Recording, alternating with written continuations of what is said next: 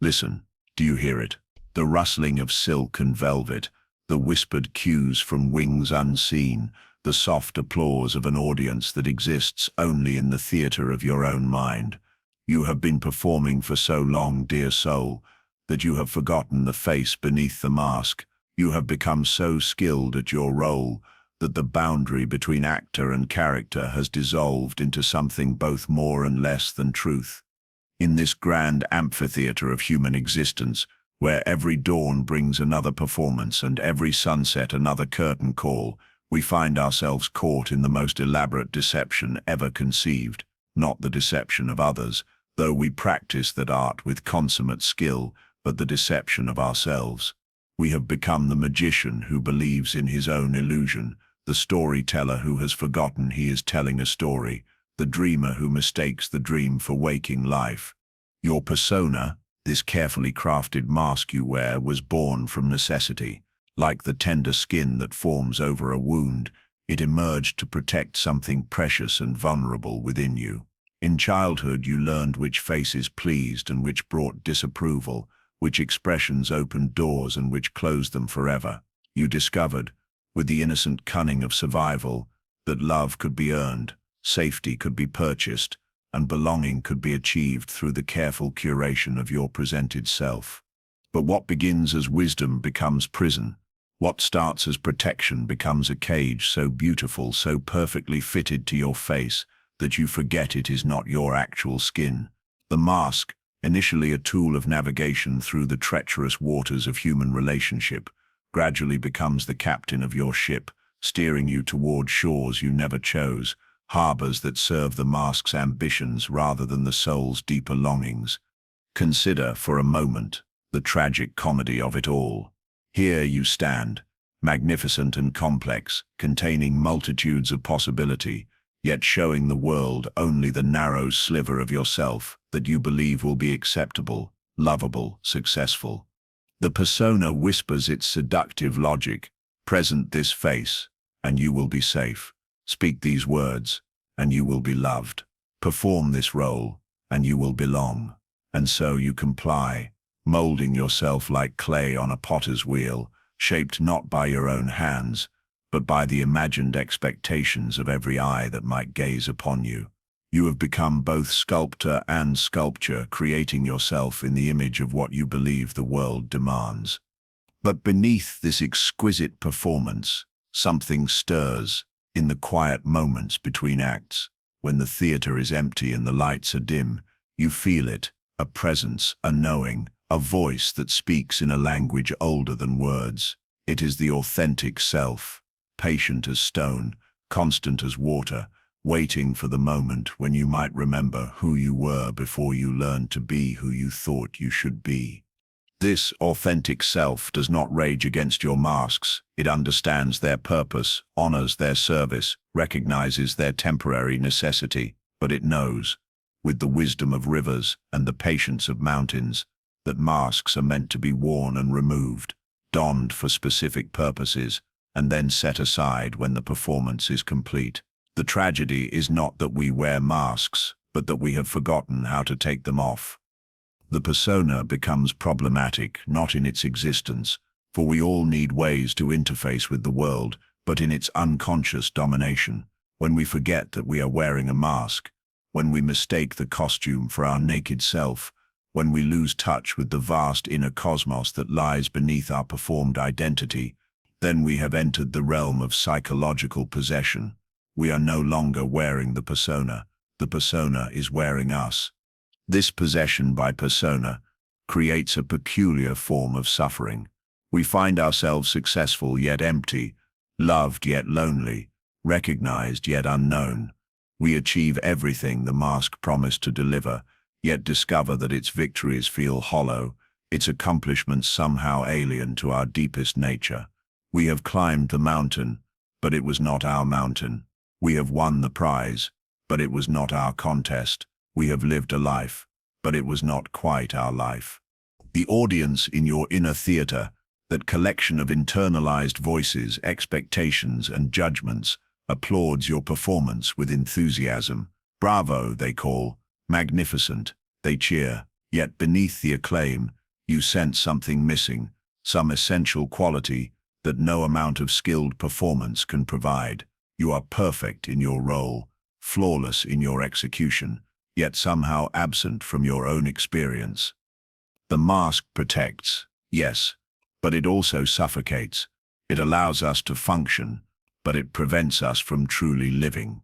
It grants us acceptance, but at the cost of being known. It provides safety, but imprisons us in personas that may no longer serve our evolving nature. What protected the child may constrain the adult. What served us in one chapter of life may become the very obstacle to our growth in the next. Jung observed that every advance in consciousness comes at a cost. To become conscious of our personas, to recognize them as masks rather than true faces, is to face a particular form of existential vertigo. If I am not who I have been pretending to be, then who am I? If my carefully crafted identity is revealed to be a construction rather than a discovery, then what remains? If the self I have spent decades perfecting is shown to be a beautiful but partial fiction, then where do I locate my authentic center? These questions arrive not as academic puzzles but as lived crises. They emerge in the quiet moments when the performance feels too heavy to maintain, in the dark nights when we lie awake, sensing the presence of someone deeper than our public self, in the moments of transition when old identities no longer fit but new ones have not yet emerged. The theater of masks is not a place we visit. It is where we live. Every conversation is a scene, every relationship a co-performance, every social interaction a chance to perfect our craft or risk exposing our amateur improvisation. We become connoisseurs of reaction, students of approval, masters of the subtle art of being who others need us to be. Yet in our skill we lose our spontaneity. In our perfection we sacrifice our authenticity. In our success at the game of persona, we forget that it was, after all, only a game. But games, when played with unconscious seriousness, become prisons. The rules we once chose begin to choose us. The roles we once inhabited begin to inhabit us. The masks we once wore begin to wear us, shaping not only how others see us but how we see ourselves, not only how we act but who we believe ourselves to be. This is the great forgetting. The primal amnesia from which all other forms of psychological suffering spring. We forget that we are the ones wearing the mask, and begin to believe that the mask is wearing itself. We forget that we are the authors of our performed identity, and begin to think of it as our discovered destiny. We forget that personas are tools, and begin to worship them as gods. Yet in this very forgetting lies the seed of remembering. In the suffocation of the mask lies the longing for authentic breath. In the prison of persona lies the impulse toward freedom. The soul, patient as eternity, constant as breath, continues its quiet rebellion against all forms of false identification. It plants seeds of discontent in the soil of perfect performance. It whispers questions in the moments of greatest success. It stirs restlessly when the applause dies down and the theater empties. The journey from mask to face, from persona to authentic self, from performed identity to lived truth, begins with a single recognition. I am not who I have been pretending to be. This recognition arrives not as condemnation, but as liberation, not as failure, but as the first taste of success in a different kind of game, the game of becoming real. In the chapters that follow, we will explore the sacred alchemy by which the false gold of persona transforms into the true gold of authentic being. We will journey into the shadow territories where our disowned selves wait patiently for recognition. We will discover how crisis and breakdown become breakthrough and revelation. We will learn to read the hidden language by which our authentic nature communicates through the very masks that seem to obscure it. But first we must sit quietly in this theater of our own making and simply witness the performance. Who is this character you have been playing so brilliantly? What are the lines you have memorized so perfectly that you speak them without conscious thought? What is the role you have inhabited so completely that you have forgotten the audition, forgotten the choice, forgotten that there were other parts you might have played? The curtain has not yet fallen on your performance, dear soul, but perhaps it can pause for a moment. Perhaps in this sacred intermission, you can remember that you are both the actor and the audience, both the playwright and the critic, both the one who wears the mask and the one who longs to set it aside. The theater of masks is where your journey toward authenticity begins, not by destroying the stage or burning the costumes, but by remembering that you are the one who built this elaborate set, chose these particular lights, selected this specific script, and if you created this performance, then you also possess the power to revise it, to improvise upon it, to step outside its familiar constraints, and discover what other forms of beauty might emerge when you dare to show the world not just your perfected character, but glimpses of the mysterious, magnificent being who lies beneath all masks, beyond all roles, at the authentic center of your unrepeatable existence. The performance continues, but now you know you are not just the actor, you are also the director, and the first direction you give yourself is this: remember who you are when no one is watching. Remember the face beneath the mask. Remember the silence between the lines. Remember the vastness that no role, however perfectly played, could ever fully contain. The theater of masks is not your prison. It is your school, and today class is in session. In the hidden laboratories of the medieval alchemists, where mystery and matter danced their ancient dance, seekers of transformation worked with fire and metals, acids and alkalis, pursuing the impossible dream of turning lead into gold.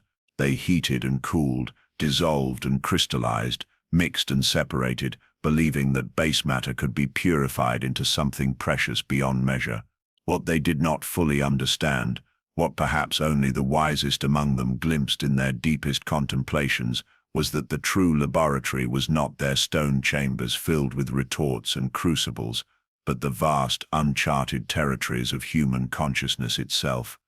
You, dear soul, walking the path of self-discovery, are both the alchemist and the raw material, both the experimenter and the experiment. Within the crucible of your own experience, you carry base metals, those aspects of yourself that appear dull, heavy, worthless in the harsh light of social judgment. Your fears, your insecurities, your secret shames, your unacceptable desires, your primitive longings, all of this appears as psychological lead, dense and dark, something to be hidden away in the deepest vaults of your unconscious mind. But here lies the first great secret of inner alchemy.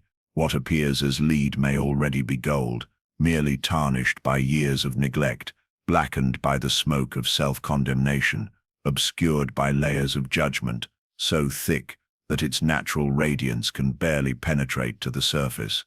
The transformation you seek is not the creation of something new, but the revelation of something that has always been present, waiting patiently beneath the accumulated sediment of a lifetime's worth of hiding.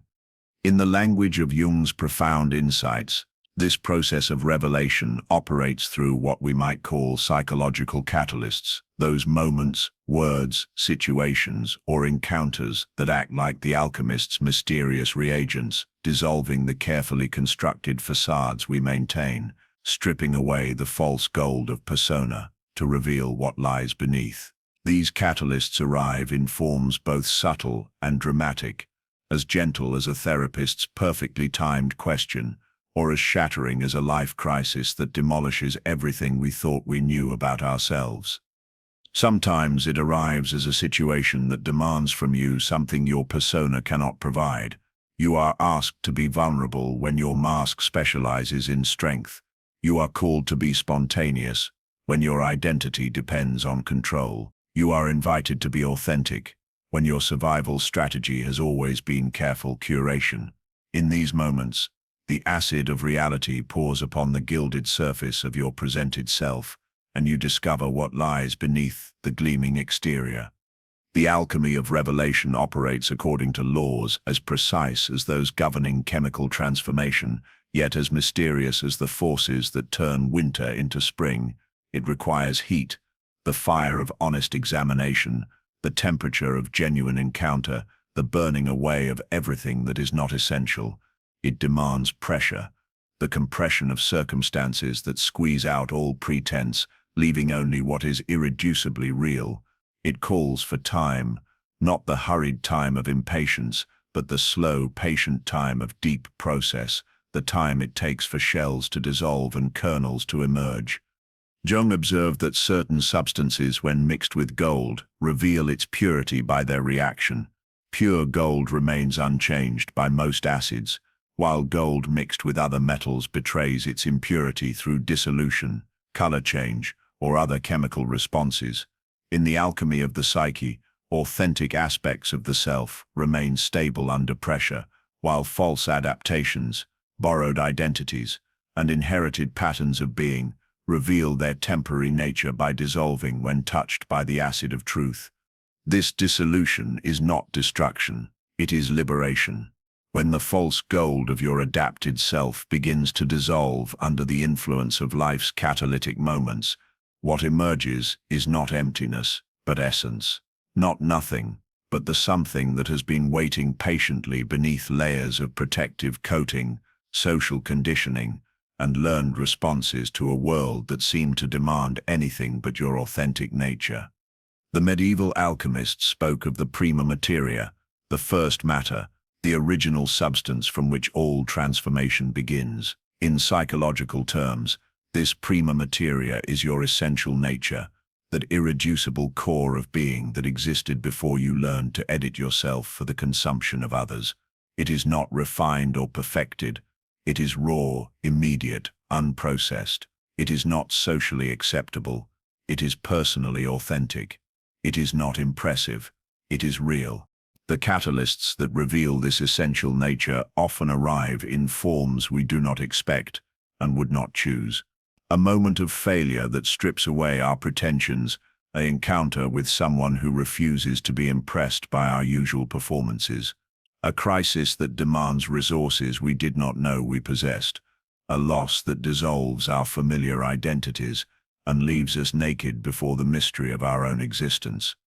In these catalytic moments, we discover something profound about the nature of psychological transformation. It is not an achievement, but a revelation, not a creation, but an uncovering, not a becoming, but a remembering. The gold of our authentic being does not need to be manufactured.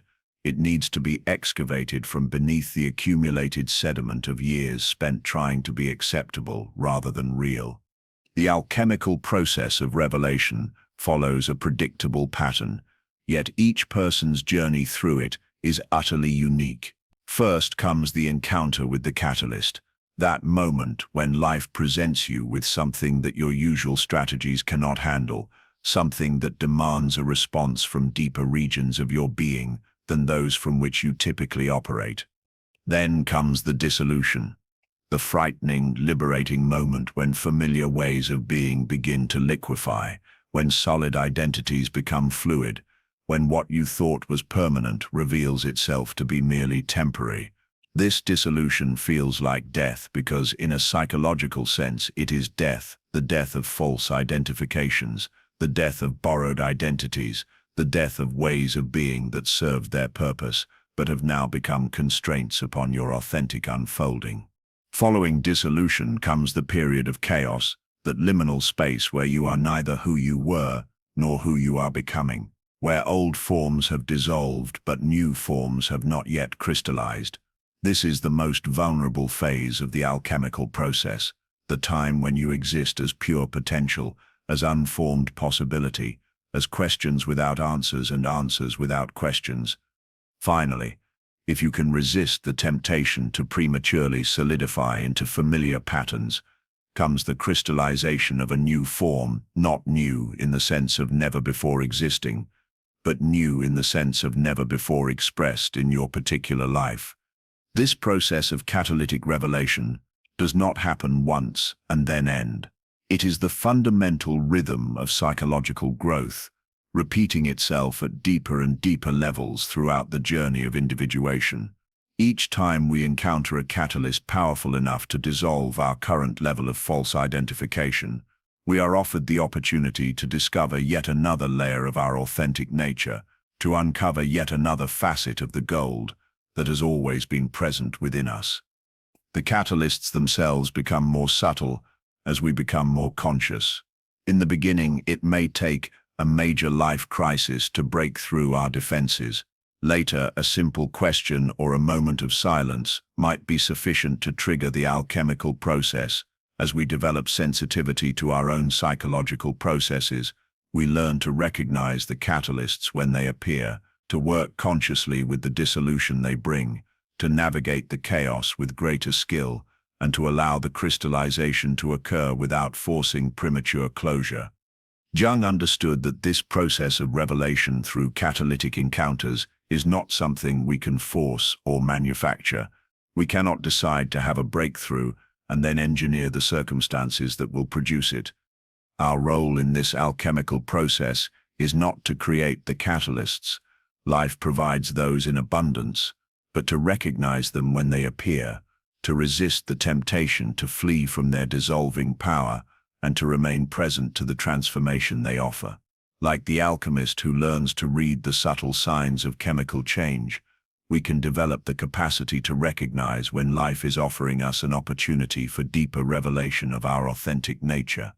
The acid that dissolves false gold is not kind in any conventional sense. It burns, it stings, it strips away protective coverings we thought we needed for survival.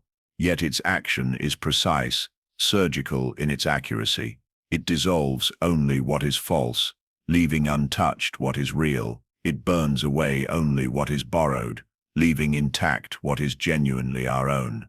In the crucible of your own experience, you have already encountered many such catalysts, though you may not have recognized them as alchemical agents at the time. That moment when someone saw through your performance and called you on your pretense. Each of these encounters was an invitation to the laboratory of transformation, an opportunity to discover that what you took to be lead, your vulnerability, your uncertainty, your authentic responses that didn't match your persona might actually be gold, tarnished only by years of believing it was something to be hidden rather than treasured. The alchemy of revelation continues its patient work within you, mixing the chemicals of experience in the retort of consciousness, applying the heat of honest examination to the raw materials of your unrepeated existence. The transformation is not something you must achieve through effort and striving.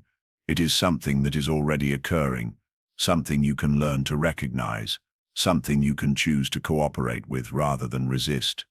In the next movement of this inner symphony, we will explore how the shadow, that repository of all we have deemed unacceptable about ourselves, speaks its whispered confessions through the very projections and reactions we use to maintain our psychological distance from our own authentic nature.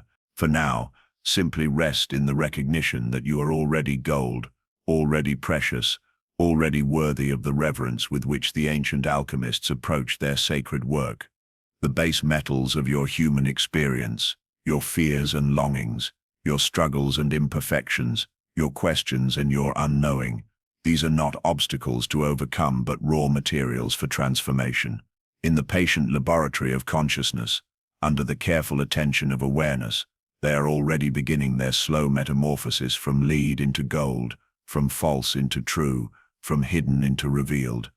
In the twilight realm where consciousness meets the vast unknown territories of the psyche, there prowls a figure both familiar and foreign, both intimate and alien.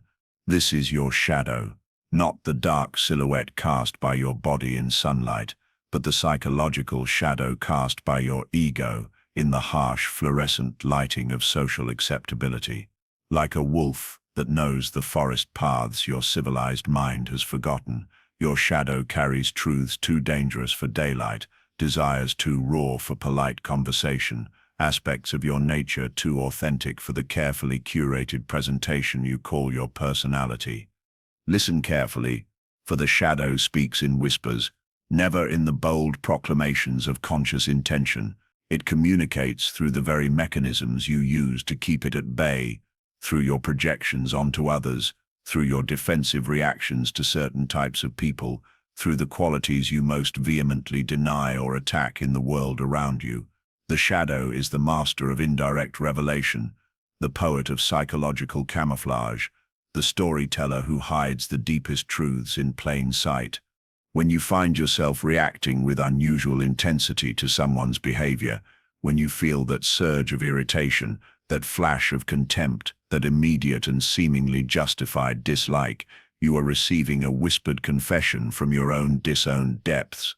The person who triggers your strongest negative reaction is often serving as an unwitting mirror, reflecting back to you precisely those aspects of your own nature that you have banished to the shadowlands of the unconscious. The mechanism is as elegant as it is unconscious.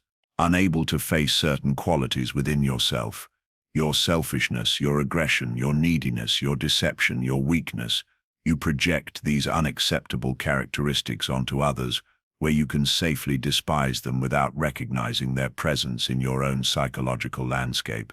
The shadow thus reveals itself not through what you claim to be, but through what you most passionately claim not to be. Consider the person who irritates you most consistently. What is it about them that triggers such reliable distress? Is it their arrogance, their neediness, their manipulation, their weakness, their aggression, their insincerity? Whatever quality provokes your strongest reaction is likely a disowned aspect of your own shadow, projected outward, so that you can maintain the fiction of your conscious self-image while still engaging, albeit unconsciously, with these forbidden territories of your own nature. Jung observed that we cannot become conscious of the shadow by thinking about it or analyzing it from a safe distance. The shadow reveals itself only through lived experience, through the heat and friction of actual encounters with others who carry projections of our disowned aspects. These encounters arrive not as academic exercises, but as emotional lightning storms, moments when our carefully maintained composure cracks and something more primitive, more immediate, more authentically ourselves emerges from beneath the veneer of social conditioning. The shadow's confessions often begin with the phrase, "I'm not the type of person who," followed by precisely the type of behavior that erupts from us in moments of stress, fatigue, or genuine provocation. "I'm not vindictive," we declare, moments before engaging in subtle acts of revenge. "I'm not needy," we insist, while manipulating situations to ensure we receive the attention we crave. "I'm not aggressive," we maintain, even as we wage psychological warfare with surgical precision. These moments of contradiction are not evidence of hypocrisy. They are evidence of wholeness trying to emerge from beneath the partial truth of our conscious self-concept. The shadow does not contain only negative qualities, though our culture has taught us to experience it that way. The shadow contains everything that does not fit the narrow definition of who we think we should be, including positive qualities that our family system, cultural conditioning, or personal history taught us were dangerous to express. Perhaps you learned early that intelligence was threatening, so your intellectual capacity was banished to the shadow. Perhaps you discovered that emotional sensitivity was weakness, so your capacity for deep feeling went underground. Perhaps you were taught that ambition was selfish, so your natural drive for achievement became a source of shame rather than celebration. Perhaps you learned that anger was unacceptable, so your capacity for healthy aggression, the very quality that protects boundaries and fuels necessary change, was exiled to the shadowlands where it ferments into resentment or explodes in inappropriate moments. The shadow speaks its confessions through the gaps between your conscious intentions and your actual behavior. It reveals itself in the moments when you surprise yourself, when you say something you didn't mean to say, do something that contradicts your values, feel something that doesn't match your self-image. Pay attention to your dreams, for the shadow speaks most freely in the theater of sleep. The characters you fear, fight, or flee from in your nocturnal dramas are often shadow figures, aspects of your own psyche dressed up as external threats. The person chasing you through dark corridors may represent your own disowned aggression, finally catching up with your overly nice persona. The seductive figure leading you astray may be your own repressed sensuality trying to break free from the constraints of respectability. In relationship, the shadow's confessions become particularly complex and revelatory. We are drawn to people who carry our projections, both positive and negative. The person you fall in love with at first sight may be carrying the projection of your own disowned beauty, creativity, or vitality. The person you cannot tolerate may be reflecting your own disowned weakness, neediness, or aggression. In both cases, the intense reaction signals the presence of shadow material that wants to be reclaimed and integrated. The process of recognizing shadow projections requires a particular kind of honesty, the willingness to consider that your reactions to others might be revealing something about yourself rather than simply providing accurate information about them. This is perhaps the most challenging aspect of shadow work, because it asks you to question the very reactions that feel most justified, most righteously certain, most obviously correct. When someone triggers your irritation, instead of focusing entirely on their behavior, you can ask, what quality in this person am I reacting to so strongly? Is there any way this quality exists within me? How might I express this same quality, perhaps in a more subtle or socially acceptable form? This practice of psychological curiosity rather than psychological certainty opens the door to shadow integration. The goal is not to eliminate your reactions or to take responsibility for everyone else's behavior. The goal is to reclaim the energy you have been spending on projection and use it for the more interesting and ultimately more satisfying work of becoming a more complete version of yourself. When you own your own aggression, you no longer need to be triggered by aggressive people. You can simply respond from your own center. When you accept your own neediness, you no longer need to be irritated by needy people. You can respond with the compassion that comes from self-recognition. A person who has integrated their shadow aggression does not become more aggressive. They become more powerful, more capable of healthy boundaries, more able to respond effectively to genuine threats. A person who has integrated their shadow neediness does not become more needy. They become more capable of asking for what they need directly rather than manipulating others into providing it. The shadow holds not only your disowned darkness, but also your disowned light. Jung called this the golden shadow, those positive qualities that you have been afraid to claim, afraid to express, afraid to embody fully. Perhaps your natural radiance was too threatening to your family system. The golden shadow reveals itself through your unreasonable admiration for certain people, your idealization of qualities you believe you lack, your assumption that others possess gifts that are somehow unavailable to you. The person you place on a pedestal may be carrying the projection of your own disowned magnificence, your own unclaimed talents, your own unexpressed potential. In the forest of the psyche, the shadow wolf carries messages from territories your conscious mind has forgotten how to navigate.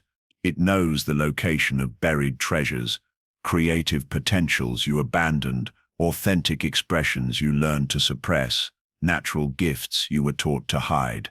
It also knows the location of genuine dangers, destructive potentials that require conscious integration rather than unconscious expression.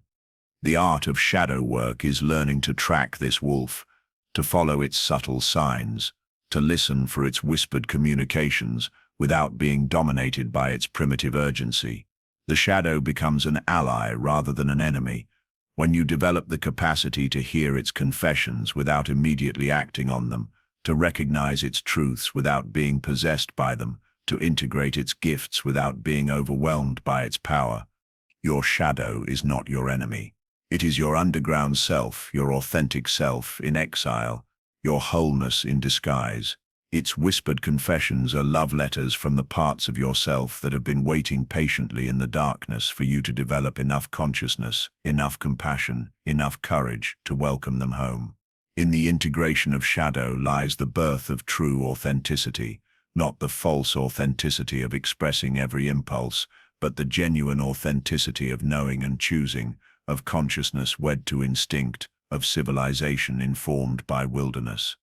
In the ancient laboratories of transformation, the alchemists knew that before any substance could be purified into gold, it must first pass through the nigredo, the blackening, the putrefaction, the necessary decomposition that precedes all genuine renewal. They understood that creation and destruction are not opposite forces but dancing partners in the eternal choreography of change.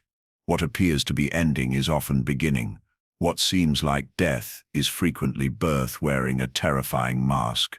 You know this process intimately, though you may not have named it with such reverence. You have lived through your own nigredo, those moments when the carefully constructed edifice of your emotional composure crumbles like ancient mortar, when the facade of your functional self collapses to reveal the raw, unprocessed material of your inner world. These are the moments you may have labeled as breakdown, failure, or loss of control. But in the deeper wisdom of psychological transformation, they are breakthrough disguised as collapse, revelation masquerading as destruction. The nigredo arrives uninvited and unannounced, like a sudden storm that strips the leaves from trees you thought were permanently rooted. It comes in the form of grief that overwhelms your capacity to maintain professional composure. It manifests as anger so pure and undiluted that it burns through years of careful politeness in a single explosive moment. It appears as fear so primal that it reduces your sophisticated adult self to a trembling child seeking shelter from forces beyond comprehension or control. In these moments of emotional collapse, something profound occurs that your conscious mind, trained in the arts of management and control, cannot immediately recognize. The structure of your adapted self, that elaborate scaffolding of coping mechanisms, social strategies, and protective patterns, temporarily dissolves, creating a sacred opening through which your authentic nature can finally breathe. Like a building whose facade collapses to reveal its true architectural bones, these emotional breakdowns become revelations of your essential structural integrity. The nigredo strips away everything that is not truly yours. It dissolves the borrowed emotions you have been carrying for others, the inherited reactions you learned from family systems, the cultural scripts that taught you which feelings were acceptable and which must be hidden or transformed before they could be safely expressed. In the black fire of emotional collapse, only what is genuinely yours survives the burning. This process is terrifying because it reveals the inadequacy of your usual methods of self-management, the techniques that normally keep you functioning, your rational analysis, your positive thinking, your strategic problem-solving, your familiar ways of talking yourself through difficulty, all prove powerless against the nigredo's dissolving force. You discover that you are not as in control as you believed, not as strong as you imagined, not as put together as you have been presenting to the world and to yourself. Yet, this very dissolution of control creates the conditions necessary for genuine healing and authentic response. When your emotional management systems collapse, you are forced to access deeper resources, older wisdoms, more fundamental capacities for resilience that exist beneath the level of conscious strategy. You discover that you can survive feelings you were certain would destroy you. You learn that emotions, no matter how intense, are temporary weather patterns in the vast sky of your being, not permanent alterations to your essential nature. The nigredo teaches through direct experience what no amount of intellectual understanding can convey, that you are larger than your emotions, more resilient than your fears, more substantial than your most devastating losses. But this teaching comes at the cost of temporary dissolution, the frightening experience of not knowing who you are when stripped of your familiar emotional patterns and responses. In moments of profound grief, when loss carves channels through your heart so deep that you cannot imagine ever feeling whole again, the nigredo reveals that your capacity to love was even greater than you knew. The depth of your sorrow becomes a measure of the depth of your connection, the intensity of your pain a testament to the reality of what you have experienced and lost. The breakdown of your emotional defenses allows the full magnitude of your love to be felt and honored, perhaps for the first time. In moments of overwhelming anger, when rage burns through your system like wildfire through drought-stricken forest, the Nigredo strips away the elaborate justifications and stories to reveal the pure energy of your life force responding to violation, injustice, or the frustration of your deepest needs.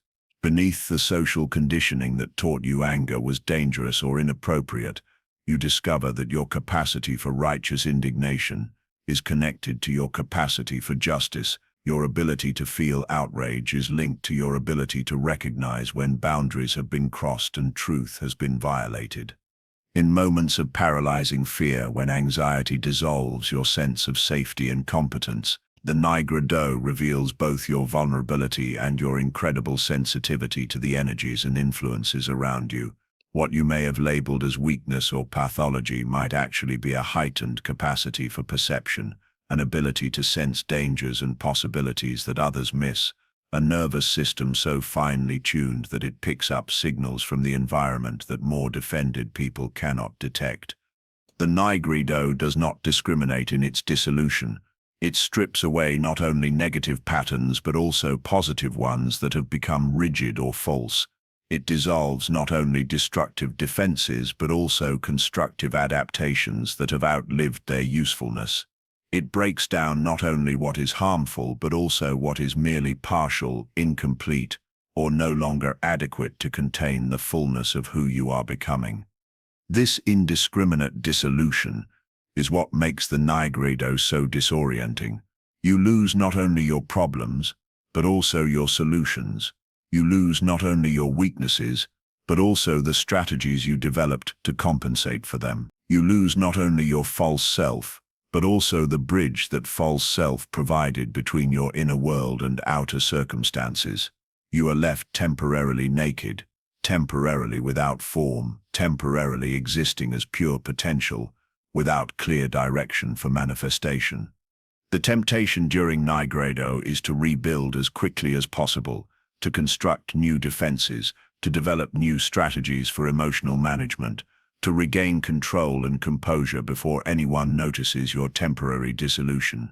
But the wisdom of the alchemical tradition suggests patience with the process of decomposition, trust in the intelligence of destruction, faith that what is being dissolved is making space for something more authentic and sustainable to emerge. The Nigredo is not a punishment or a pathology. It is a natural and necessary phase of psychological development. Just as the forest requires periodic fires to clear out underbrush and create conditions for new growth, the psyche requires periodic dissolution to clear out accumulated patterns that no longer serve its deeper purposes. The emotional collapse is not evidence of failure, but evidence that you have outgrown your current container and are being prepared for expansion. In these moments of dissolution, you have the opportunity to observe which aspects of your emotional life are truly yours and which are borrowed, inherited, or adopted from others. The Nigredo sorts and separates, allowing you to see which responses arise from your authentic nature and which are simply habitual reactions learned from family, culture, or past experience. What survives the fire of emotional breakdown is yours to keep. What dissolves was never truly yours to begin with. The alchemists understood that the Nigredo could not be rushed or forced. It operates according to its own timing, its own intelligence, its own mysterious necessity. Your role is not to control the process, but to remain present to it, not to fix the dissolution, but to witness it with as much compassion and curiosity as you can muster. The breakdown is doing the work of breaking down. Your job is to avoid interfering with its sacred labor.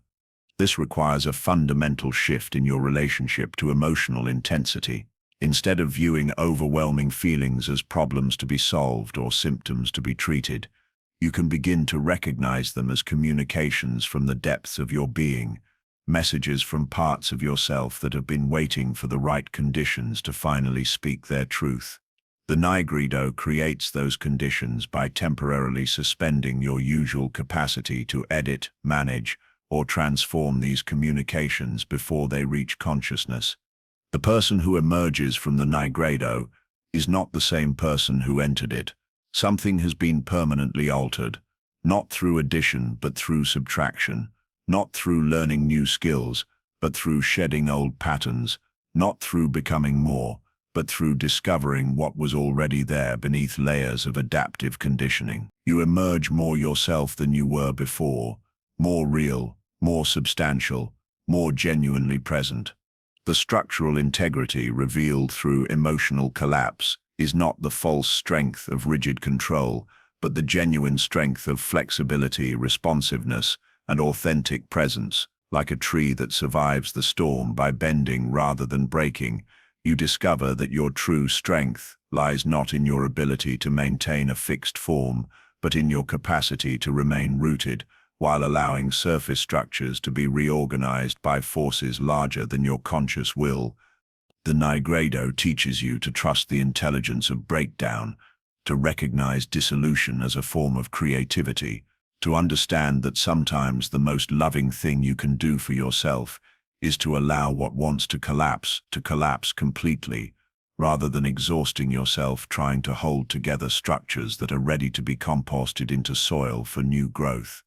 In the ashes of your emotional breakdowns lie the seeds of your most authentic responses, your most genuine reactions, your most real ways of being in relationship with life's challenges and gifts. The nigredo is not the end of your emotional journey, but the fertile darkness from which your truest emotional life begins to grow. What emerges from this sacred decomposition is not a return to who you were before, but a movement toward who you have always been beneath the layers of learned emotional responses. The blackening passes. The dissolution completes itself. The breakdown becomes breakthrough. But first, you must have the courage to let the facade fall completely away, to trust that what is real in you will survive the fire, to believe that sometimes the most direct path to gold leads through the darkness of necessary decomposition. In the ancient wisdom of Heraclitus, the philosopher who understood that all things flow like rivers toward the sea, there exists a principle as mysterious as it is inevitable, enantiodromia, the tendency of things to transform into their opposite when pushed to their extreme, like a pendulum that swings as far as it can in one direction before gravity pulls it inevitably toward the other. Human character reveals its hidden completeness through these sudden reversals, these moments when our most carefully maintained traits flip into their shadow opposites with shocking spontaneity. You have witnessed this strange alchemy in yourself and others, though you may not have recognized it as a fundamental law of psychological nature. The person who prides themselves on never losing their temper suddenly explodes with volcanic rage over a minor inconvenience. The individual who has built their entire identity around helping others collapses into helpless dependency when crisis strikes. The cynic who mocks all sentiment finds themselves weeping at a children's movie. The controlling perfectionist dissolves into chaotic vulnerability when their systems fail. These moments are not aberrations or failures of character, they are revelations of character's hidden completeness. Jung understood that every psychological attitude, when developed to an extreme, constellates its opposite in the unconscious. The more rigidly we identify with one pole of human experience, the more powerfully its opposite gathers force in the shadows, waiting for the moment when our conscious defenses weaken and it can burst forth with accumulated energy. The enantiodromia reveals the secret democracy of the psyche, where no single attitude can maintain permanent dominance without eventually calling forth its compensatory opposite. This is not a flaw in human nature, but a safeguard against the tyranny of one-sidedness, a built-in mechanism that prevents us from becoming so identified with a single aspect of our potential that we lose touch with the vast spectrum of what it means to be human. Consider the person who has spent decades cultivating patience, who prides themselves on their even temperament, their reasonable responses, their capacity to remain calm under pressure. In the unconscious depths of their psyche, impatience accumulates like pressure in a sealed vessel. All the natural irritations they have swallowed, All the appropriate anger they have transformed into understanding, all the healthy aggression they have sublimated into diplomatic solutions. All of this energy gathers in the shadow. When this explosion occurs, it often feels like temporary insanity, a complete departure from their true nature. But enantiodromia suggests otherwise. This eruption of impatience is not foreign to their nature.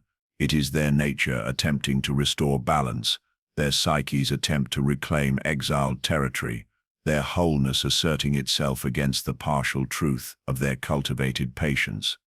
The reversal works in the opposite direction as well. Enantiodromia operates not according to our conscious will, but according to the deeper intelligence of the psyche, which seeks wholeness rather than consistency, completeness rather than perfection in a single direction. It is the psyche's way of preventing us from becoming caricatures of ourselves, from hardening into fixed positions that, while perhaps admirable in their extremity, cut us off from the full range of human response. The timing of these reversals is rarely convenient. They tend to occur precisely when we most need to maintain our familiar character structure, in moments of stress, crisis, or public scrutiny. The helpful person becomes demanding just when others need their support most. The strong person becomes vulnerable at the moment when their strength is most required. The organized person becomes chaotic, just when order is most crucial. This seemingly perverse timing is actually evidence of the enantiodromia's deeper wisdom. These reversals occur when they do, because those are the moments when our one-sided identification has become most rigid, most necessary to our sense of identity, and therefore most ready for the balancing influence of its opposite. The psyche chooses these moments not to torture us, but to liberate us from the prison of our own self-concept. Understanding enantiodromia changes how we relate to both our apparent strengths and our surprising reversals. Our most developed qualities are not permanent possessions, but temporary emphases, current expressions of our nature that will inevitably give way to other expressions as the pendulum of psychological development continues its swing. Our sudden departures from character are not evidence of weakness or failure, but evidence of the psyche's refusal to be contained within narrow definitions. This principle helps explain why people often disappoint us in precisely the areas where they seemed most reliable. The person whose strength we counted on reveals unexpected weakness. The person whose wisdom we trusted makes surprisingly foolish choices. The person whose loyalty seemed unshakable betrays our confidence. These disappointments are often enantiodromia in action, the inevitable emergence of compensatory qualities that have been developing in the unconscious while we focused only on the conscious presentation. This requires a fundamental shift from seeing character as a fixed entity to seeing it as a dynamic process, from viewing our personality as a permanent structure to recognizing it as a flowing river that changes course while maintaining its essential nature. We are not just patient or impatient, strong or weak, helpful or selfish. We are beings capable of the full spectrum of human response, expressing different aspects of our totality as circumstances and inner development require. The person who understands enantiodromia develops what Jung called a transcendent function, the capacity to hold the tension between opposites without immediately rushing to resolve it in favor of one side or the other. They learn to recognize the early signs of an emerging reversal and to work consciously with the process rather than being victimized by it. They develop curiosity about their own contradictions rather than shame about their inconsistencies.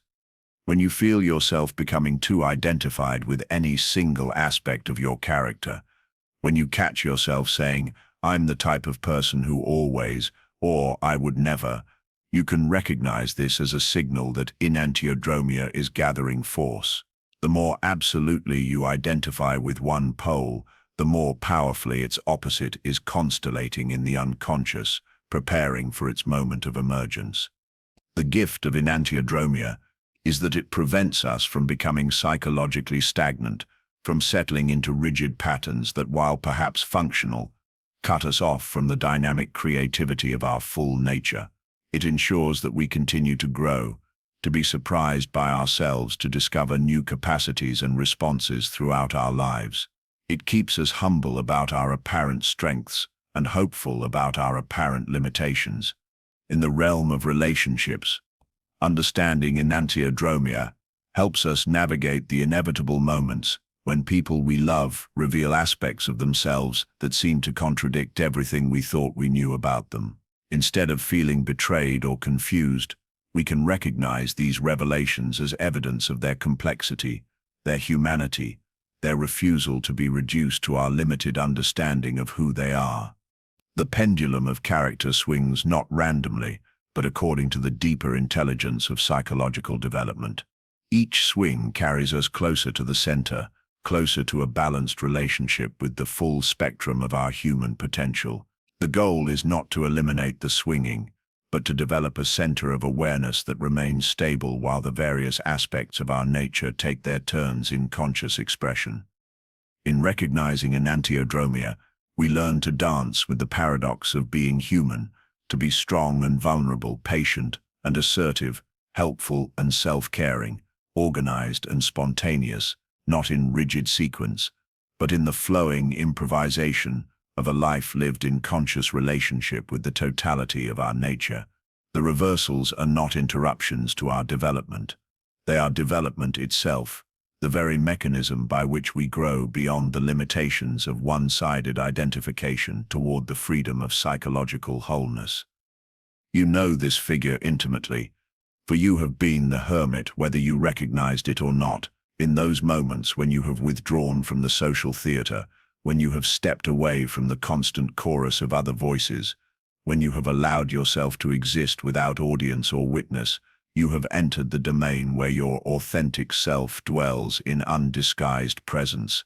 These moments of solitude are not empty spaces to be filled, but full spaces to be explored, not absences but presences so complete that they require no external confirmation.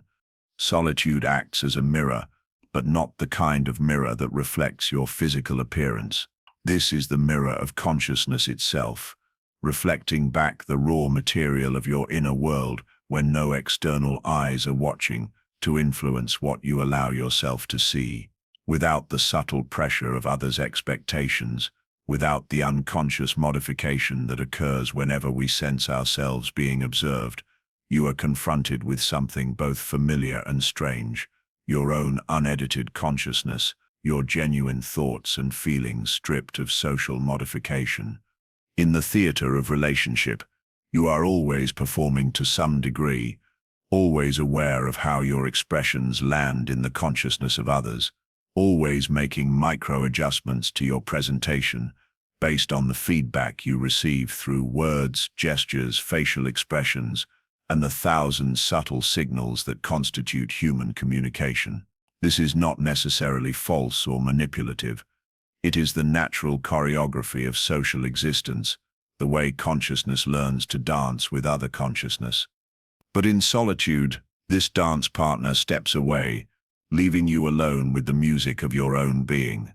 Here, in this space without audience, you discover what thoughts arise when you don't need to explain them to anyone. You encounter what feelings emerge when you don't need to justify them or make them understandable to others. You meet the spontaneous expressions of your nature that surface when you're not concerned with how they might be received or interpreted. This encounter with your unwitnessed self can be initially disorienting. Without the external reference points that usually help you locate yourself in the social landscape, you may feel temporarily lost, uncertain of who you are, when you're not being anyone for anyone else. But if you can resist the temptation to immediately fill this disorientation with distraction, with television, social media, phone calls, busy work, or any of the countless ways we flee from the intensity of our own unmediated presence, something remarkable begins to emerge. Beneath the layer of social self, beneath the adaptation and performance and careful curation, you begin to encounter the authentic movements of your own consciousness. The hermit's lantern illuminates not what you think you should be feeling, but what you are actually feeling, not what you believe you should be thinking, but what is actually moving through your mind. Not what you imagine your authentic self looks like, but how your authentic self actually expresses when freed from the need to be acceptable, understandable, or impressive to others. In this sacred solitude, you might discover that your genuine thoughts are stranger than you imagined, your real feelings more complex than you allowed yourself to know, your authentic impulses more creative and unpredictable than your social self ever reveals. You might find that you're funnier than you let yourself be in company, more serious than you allow yourself to appear, more sensitive than you feel safe expressing, more powerful than you permit yourself to embody around others. The mirror of solitude reflects not only your hidden qualities, but also your hidden reactions. How do you respond to beauty when no one is watching to share or validate your response? How do you react to ideas when you don't need to immediately formulate an intelligent comment? How do you experience emotions when you don't need to explain or justify them? These unwitnessed responses reveal aspects of your nature that may be invisible even to yourself when filtered through the lens of social interaction. Jung understood that individuation, the process of becoming who you authentically are, requires periods of withdrawal from the collective, moments when you step outside the influence of group consciousness and cultural conditioning to encounter your own unique psychological fingerprint. This is not a selfish withdrawal, but a necessary one, not an escape from humanity, but a preparation for more authentic engagement with it. The hermit's journey is not about becoming antisocial or rejecting relationship. It is about developing a center of gravity within yourself that remains stable regardless of the social weather around you. When you know who you are in solitude, you can engage with others from your authentic center rather than from your adapted periphery. When you have met yourself in the absence of external validation, you no longer need others to confirm your existence or worth. Many people avoid prolonged solitude because they fear what they might discover there. They worry they will find emptiness, boredom, loneliness, or aspects of themselves they would rather not acknowledge. But the hermit's wisdom suggests that what we fear we will find in solitude is usually not what we actually find. More often we discover that we are more interesting, more complex, more capable of self-companionship than we imagined. The quality of your solitude reflects the quality of your relationship with yourself. If solitude feels empty or boring, it may be because you have been living so much on the surface of social interaction that you have lost touch with the depths of your own inner landscape. But these initial discomforts are not permanent states. They are transition experiences that occur as you learn to shift from external reference to internal presence, from social performance to authentic being.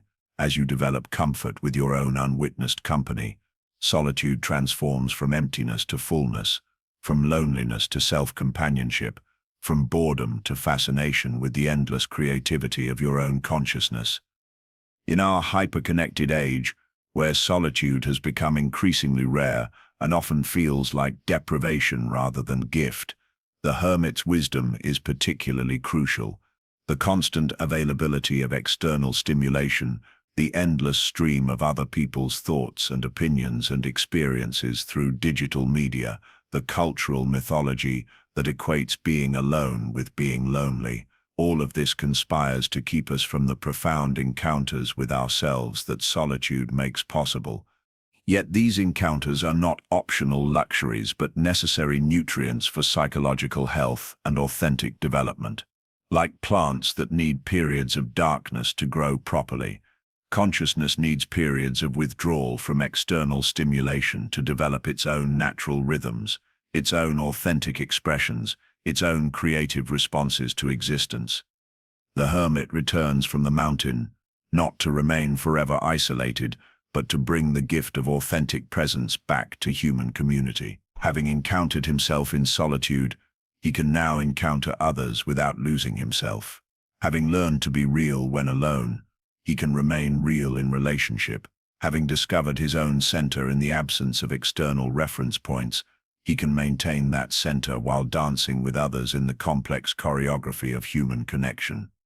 This is the hermit's gift to the world, not the wisdom gained from books or teachers or traditions, but the wisdom that emerges from genuine encounter with one's own unedited nature.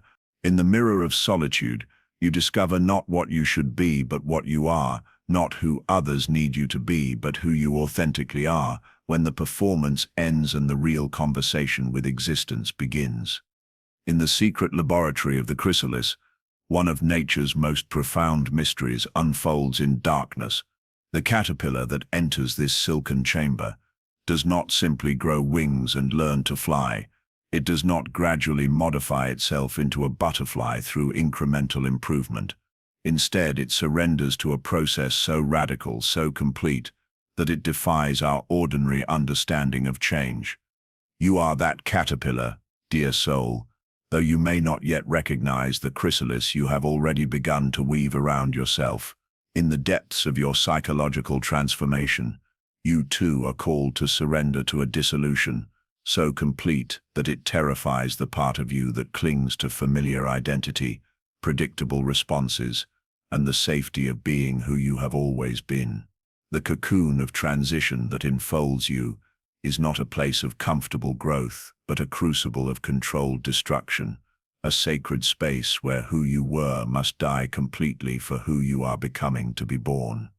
This process of psychological metamorphosis cannot be rushed, cannot be controlled, cannot be managed by the same consciousness that must surrender to its transforming power. Like the caterpillar that has no concept of wings, yet carries the genetic blueprint for flight, you carry within yourself potentials that your current identity cannot imagine, possibilities that exist beyond the horizon of your present self-understanding. The chrysalis stage of human development is perhaps the most vulnerable and disorienting phase of the individuation journey. You find yourself neither who you were nor who you are becoming, suspended in a liminal space where old forms of being have dissolved, but new forms have not yet crystallized. Your familiar ways of thinking, feeling, and responding to life may feel suddenly foreign or inadequate. The strategies that once brought you success may inexplicably fail. The relationships that once nourished you may feel strangely hollow or mismatched to your emerging nature. The temptation during this chrysalis phase is to panic, to attempt to reconstitute your familiar identity before the transformation is complete. Like someone trying to pull apart a cocoon to help a butterfly emerge, this interference disrupts the natural process and often results in a malformed result, a return to old patterns that no longer fit, a premature crystallization into forms that cannot contain your expanding reality. The chrysalis teaches patience with unknowing, comfort with formlessness, trust in processes that operate according to their own intelligence rather than your conscious will. In this space of transition, you are asked to exist as pure potential, as questions without immediate answers, as possibility without predetermined outcome. This requires a fundamental shift from doing to being, from controlling to allowing, from knowing to not knowing. In the mysterious chemistry of psychological transformation, your old self must be completely metabolized before your new self can emerge. This is not a gentle evolution, but a revolutionary process that requires the death of who you thought you were. The identity structures that once defined you, your roles, your personality patterns, your familiar ways of making meaning, must dissolve into their component elements so they can be reorganized into configurations that can hold the larger reality of who you are becoming. This dissolution often manifests as a profound sense of disorientation. You may feel like you're losing your mind when you're actually losing your limited mind to discover your expanded mind. You may feel like you're losing yourself when you're actually losing your false self to find your true self. You may feel like you're dying when you're actually dying to be reborn more authentically alive. The chrysalis period is characterized by a peculiar combination of emptiness and fullness, of being nothing and everything simultaneously. You are empty of familiar content, yet full of unformed potential. You are nothing you recognize, yet everything you might become. This paradoxical state is unbearable to the rational mind that wants to categorize, understand, and predict, yet it is the natural condition of consciousness in transition. During this phase, you may find that your usual sources of guidance, your logic, your past experience, your learned patterns of decision-making, seem inadequate or irrelevant to your current situation. The chrysalis is a space of profound vulnerability. Without the protective shell of familiar identity, you exist in a state of psychological nakedness that can feel terrifyingly exposed. Yet this vulnerability is also your greatest strength during transformation, for it allows you to be shaped by forces and possibilities that your defended consciousness would normally resist or avoid. In this liminal space, you may discover that your relationship to time changes. The urgency of the ego, which wants immediate results and clear progress markers, gives way to the patience of the soul, which knows that deep transformation cannot be rushed. You learn to inhabit the present moment more fully because past and future become less relevant reference points when you exist primarily as unformed potential. The dissolution phase of transformation often involves a temporary loss of meaning. The purposes that once motivated you, the goals that once excited you, the values that once guided you, may feel suddenly empty or irrelevant. This is not depression, though it may be mistaken for depression, but a necessary clearing of the old meaning-making structures to create space for new purposes to emerge organically from your transformed nature. What sustains you through this disorienting passage is not hope for a specific outcome, for you cannot know what form your emergence will take, but faith in the process itself. Like the caterpillar that enters the chrysalis with no understanding of butterflies, yet carries the innate trust to surrender to metamorphosis, you are called to trust in your own transformative capacity, even when you cannot see or understand its direction.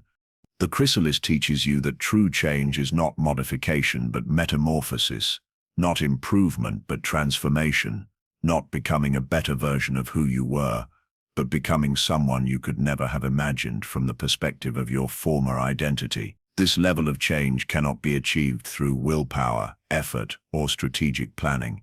It requires surrender to a process that operates beyond the reach of your controlling consciousness. In the darkness of your psychological cocoon, invisible forces are at work reorganizing the very structure of your being. Old neural pathways are dissolving while new ones form.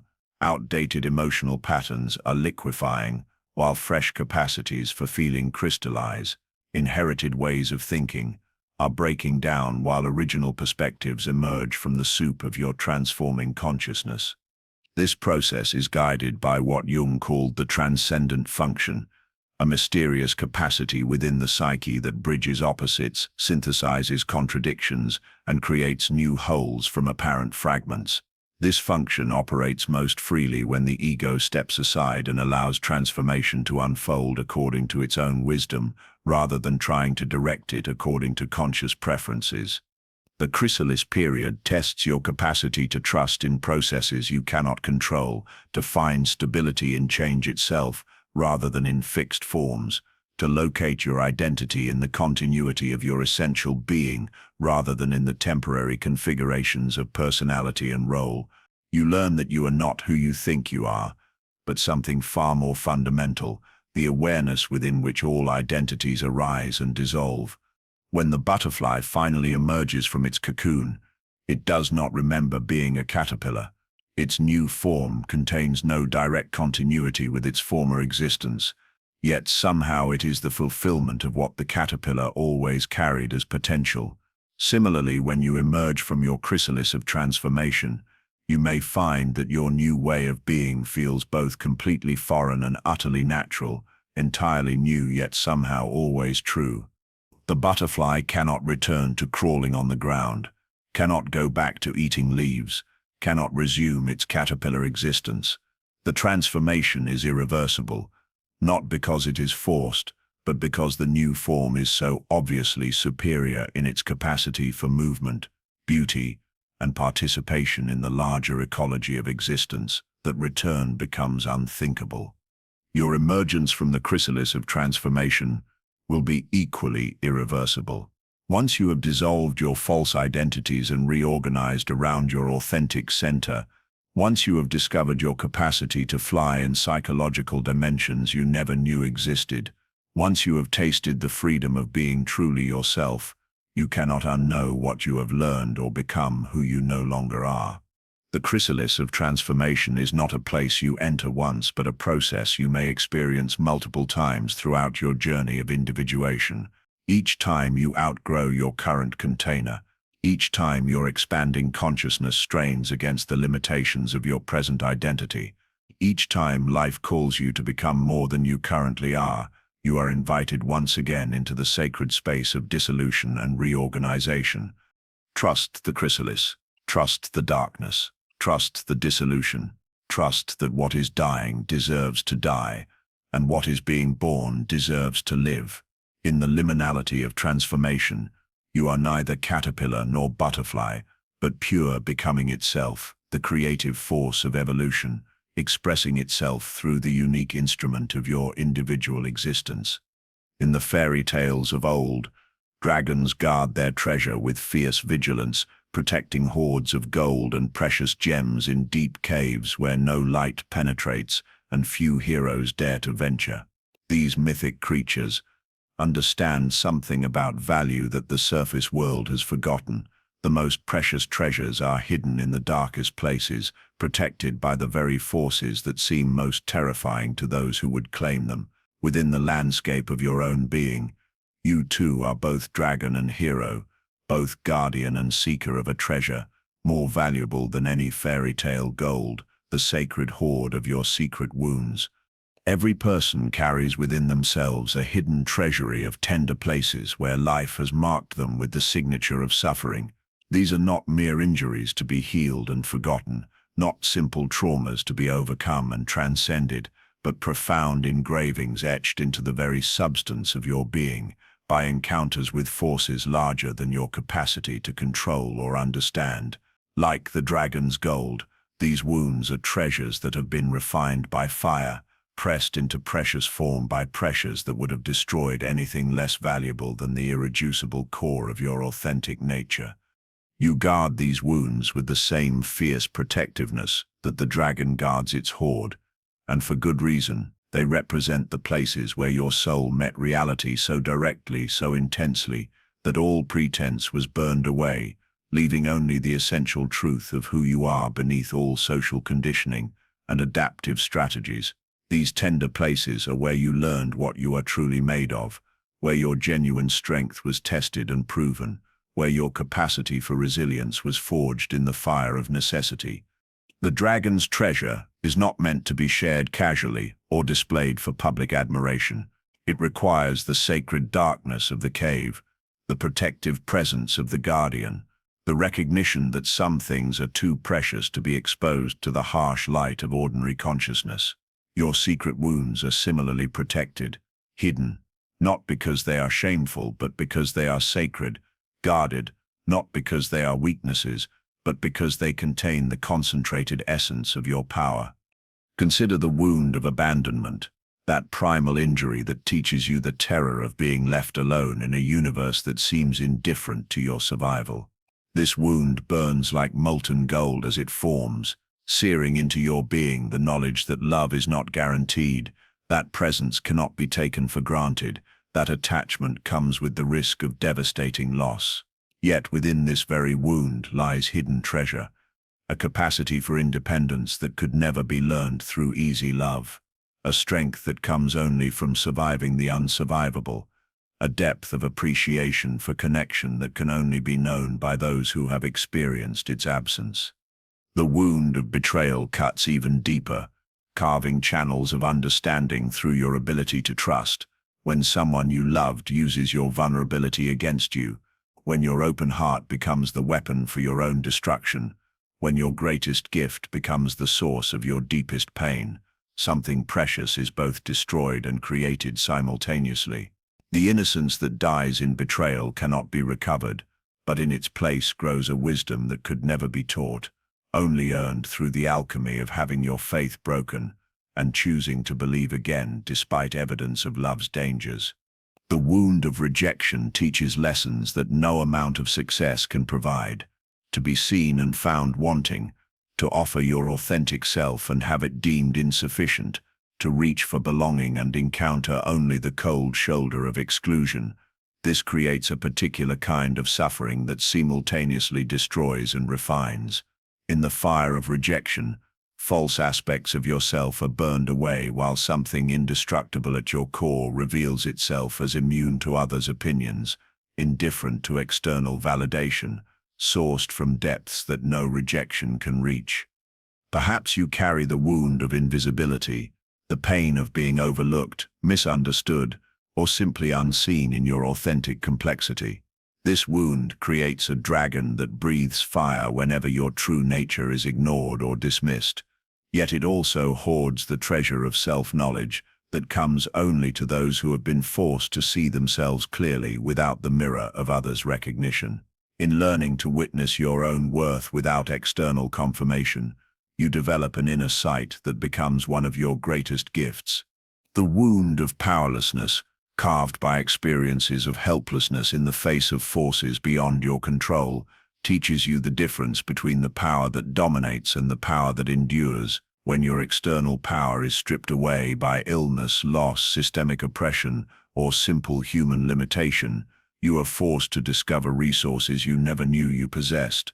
The treasure hidden in powerlessness is the recognition that your essential being cannot be diminished by circumstances, that your core nature remains intact regardless of what life takes away. Some wounds are inherited, passed down through family lines like heirloom jewelry that comes with complicated histories. These ancestral wounds, the trauma of war, displacement, oppression, loss, may feel like curses that burden you with pain you did not earn. Yet, they also connect you to the strength of ancestors who survived the unsurvivable, who passed down not only their wounds but their resilience, their wisdom, their refined capacity to find meaning in suffering and beauty in brokenness. The dragon guards its hoard not out of greed, but out of knowledge that these treasures must ripen in darkness before they can be safely brought into light.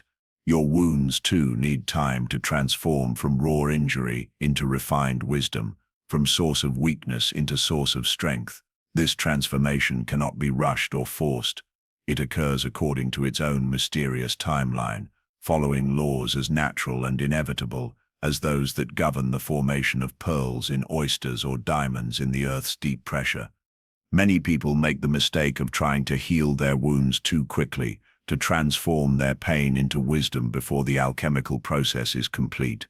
They want to rush past the difficult feelings, to extract the lessons without fully experiencing the teacher, to claim the treasure without honoring the dragon that guards it. But premature healing often creates false wisdom, spiritual concepts that have not been earned through lived experience, psychological insights that have not been integrated into the body's knowing. The dragon knows that some treasures can only be appreciated by those who have paid their price in full. Your deepest wounds have made you capable of forms of love, compassion, strength, and wisdom that are simply unavailable to those who have lived easier lives. The wound of loss, that inevitable companion of anyone who dares to love deeply, teaches you that grief is love with nowhere to go. In learning to carry loss without being destroyed by it, you develop a heart large enough to hold paradox, joy and sorrow simultaneously, gratitude and longing in the same breath, presence and absence as equal aspects of love's fullness. This capacity to hold contradiction makes you a valuable companion to others in their own encounters with loss. The wound of failure, that harsh teacher that shows you the difference between your ambitions and your capacities, refines your understanding of what success actually means. Perhaps you carry the wound of shame, that toxic voice that tells you there is something fundamentally wrong with who you are. Shame is a particularly vicious dragon, breathing fire that seems to consume your very essence. Yet even shame, when faced with courage and consciousness, guards precious treasure, the knowledge that your worth is not dependent on being perfect, that your humanity includes darkness as well as light, that your authentic self is more beautiful than any performance of goodness could ever be. The dragon's hoard includes wounds you may not even recognize as treasures yet. The injury of being misunderstood by those who should have known you best. The pain of having your gifts dismissed or your dreams mocked. The ache of feeling different in a world that rewards conformity. These wounds have made you a guardian of authenticity, a defender of those who don't fit, a voice for the voiceless parts of the human experience. Your secret wounds have also given you what Jung called the wounded healer capacity, the ability to help others, not because you have transcended suffering, but because you have learned to transform it. Your scars become maps that can guide others through similar territory. Your survival becomes proof that what seems impossible to bear can not only be borne but become a source of strength and wisdom. The art of tending your dragon's hoard involves neither hiding from your wounds nor wearing them as badges of identity. It requires the delicate balance of honoring their impact while not being defined by them, integrating their lessons while not being trapped by their limitations. You learn to visit the cave of your wounds regularly, to acknowledge the dragon that guards them, to appreciate the treasure they contain without making them the center of your existence. Some wounds will always be tender to the touch, will always require careful handling, will always serve as reminders of your humanity and vulnerability. This is not failure of healing, but recognition that some experiences are so significant that they permanently alter the landscape of your being. The goal is not to eliminate the wound, but to transform your relationship with it, to evolve from victim to survivor to thriver to wounded healer. In fairy tales, the hero who successfully encounters the dragon and claims the treasure is forever changed by the encounter. They return to the ordinary world, carrying not only gold, but the knowledge that they are capable of facing the terrifying and emerging victorious. Similarly, when you learn to honor rather than hide your wounds, when you recognize them as sources of strength rather than simply sources of pain, when you claim the treasures they guard rather than trying to escape their influence, you discover that your greatest vulnerabilities have become your greatest gifts.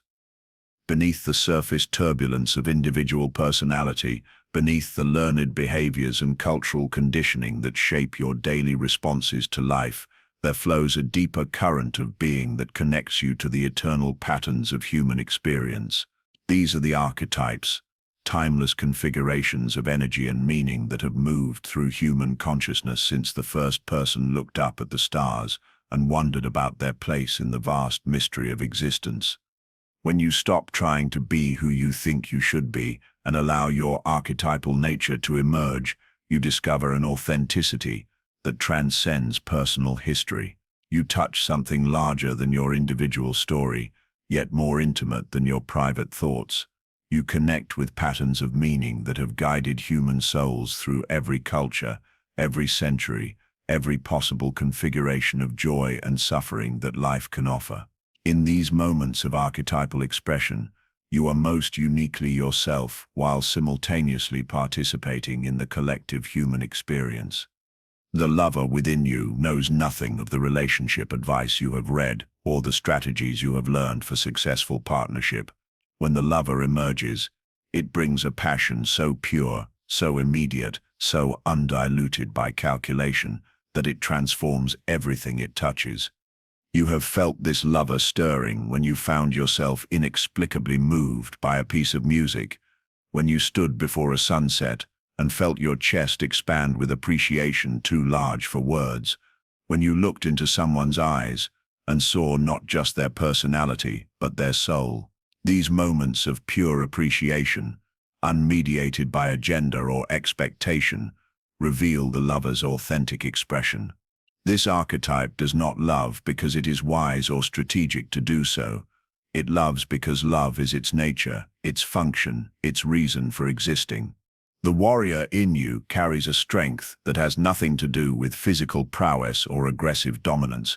When the warrior emerges, it brings a focused determination that can cut through confusion, a clear-eyed assessment of what needs to be done, a willingness to face difficulty without flinching or making excuses.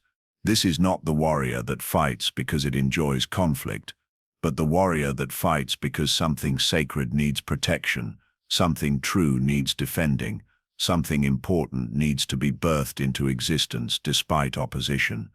You have felt this warrior arise when someone you loved was threatened, when an injustice demanded response, when a creative project required the discipline to persist through difficulty and doubt. The warrior's authentic expression cuts through hesitation and self-doubt with a sword of clarity that knows its purpose without needing to question or analyze. This archetype does not seek battle, but does not avoid it when it serves the protection and manifestation of what it holds sacred. The sage within you possesses a wisdom that cannot be learned from books or acquired through study.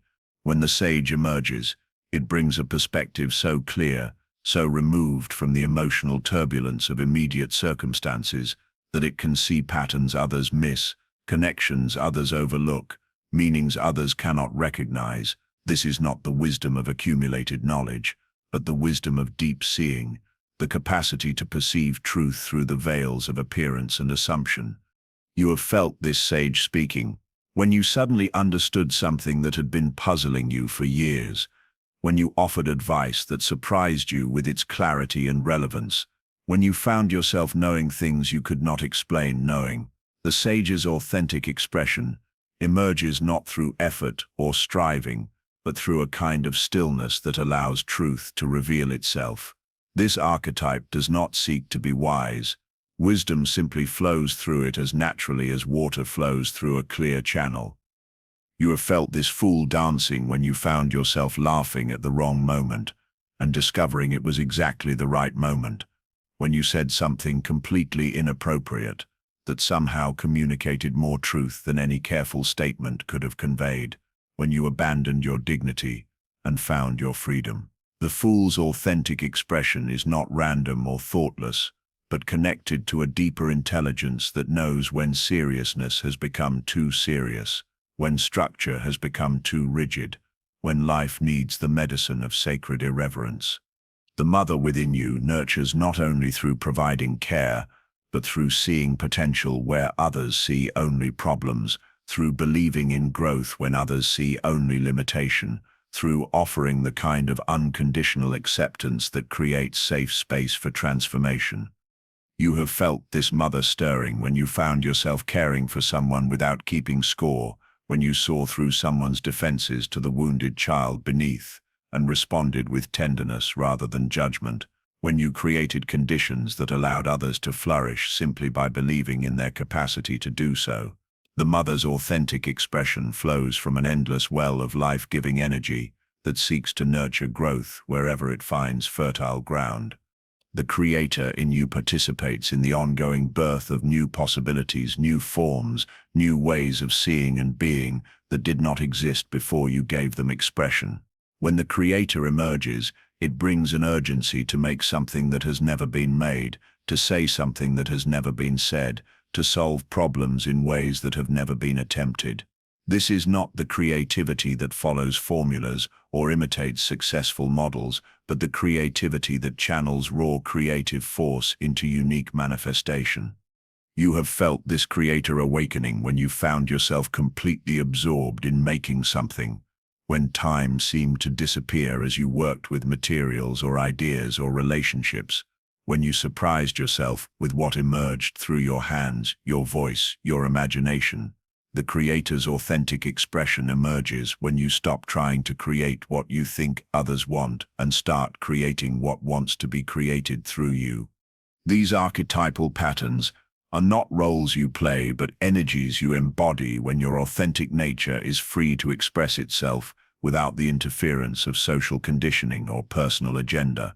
They are not identities you choose, but movements of universal life force that flow through your individual consciousness when you create space for them to emerge. They represent not who you should try to become, but who you naturally are, when all the obstacles to your authentic expression have been removed. The beauty of archetypal expression is that it connects your individual authenticity to collective human meaning. When you love with the lover's pure passion, you participate in the same energy that inspired the greatest love stories in human history. When you fight with the warrior's focused determination, You join a lineage of people who have stood for truth throughout time. When you speak with the sage's clear wisdom, you channel insights that have guided humanity through its darkest and most confusing periods. Yet this participation in universal patterns does not diminish your uniqueness. It amplifies it.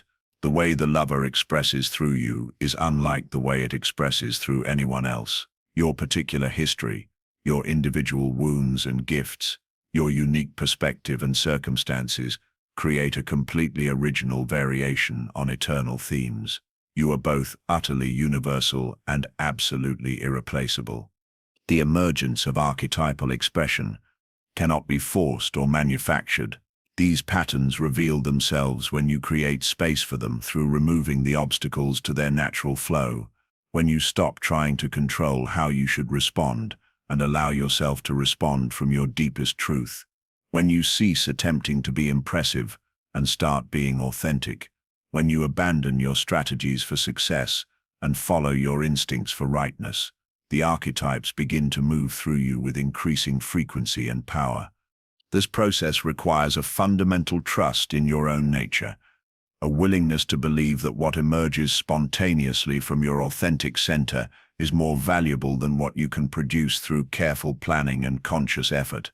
It requires faith that your uncensored responses to life contain wisdom that your edited responses lack, that your natural impulses carry information that your strategic thinking misses. The person who has learned to embody archetypal patterns fluidly becomes a powerful force for authenticity. In a world that often rewards conformity and pretense, they bring to every situation not a calculated response, but a response that emerges from the depths of human wisdom, not a performance designed to achieve specific outcomes, but an authentic expression that serves the larger purposes of life itself. In recognizing and allowing the archetypal patterns within you, you discover that your truest self is not a fixed entity, but a flowing expression of universal forces that take unique form through your individual consciousness. You are both the river and the riverbank, both the music and the instrument through which it plays, both the eternal patterns of human experience and their completely original manifestation in your unrepeatable existence.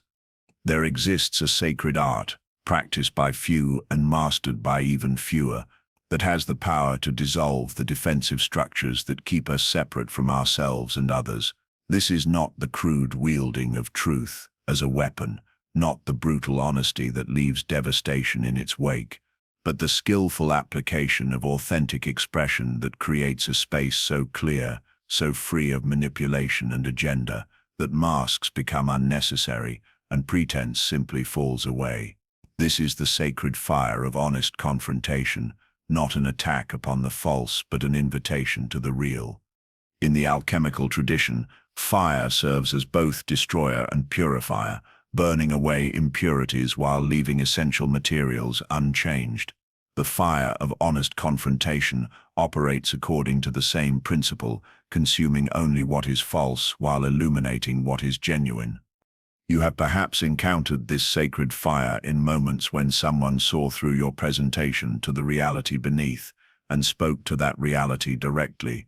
Maybe they named the fear you were hiding behind confidence, the sadness you were disguising as anger, the love you were protecting with hostility. In that moment of being truly seen, something in you relaxed that had been holding tension for so long. You had forgotten it was possible to let it go. The mask that had felt so necessary, so protective, suddenly felt unnecessary, even burdensome. The art of honest confrontation begins with the recognition that most human communication occurs through layers of translation. We rarely say directly what we mean or mean directly what we say. Instead, we speak in code, hoping others will decode our true message while maintaining plausible deniability if our vulnerability is not well received.